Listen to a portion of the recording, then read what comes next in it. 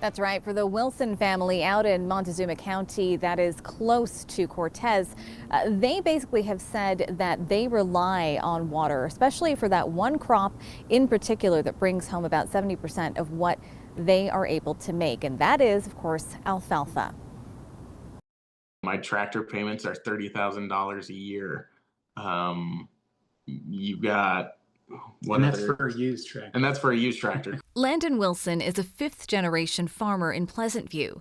He and his dad, Brian, have watched their costs soar over the years. We grow alfalfa and wheat. Our main source of water is from the snowpack. It's from the mountains. They're trying to be optimistic, but worried they won't get enough moisture this year for their crops. The severe drought started with us in 2021.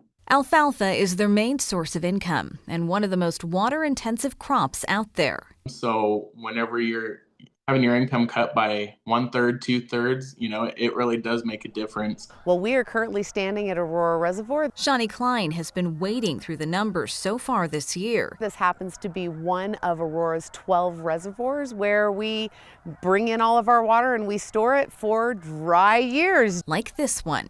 It's been a long time since Aurora water has seen Colorado's snowpack this low. The last time we saw anything similar to this in terms of snow drought was in 2002. The Aurora Reservoir is 97% full, but it's a different story elsewhere. But if you go up into the mountains to Spinney Mountain Reservoir, that's at 43% full.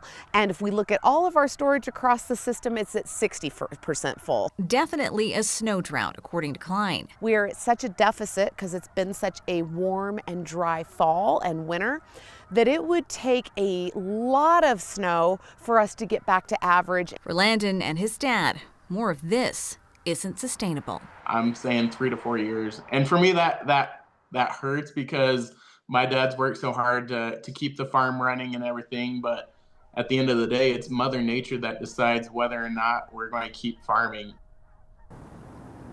So now Shawnee Klein tells us that back in late 1998 and early 1999, they saw pretty similar conditions. We're talking about dry conditions outside as well as very little snow. And then during April, that is when they saw significant snowfall, significant enough to make up for the shortfall that they saw earlier on. So at least one hopeful scenario right there. Reporting live, Shalima Maharaj, 9 News.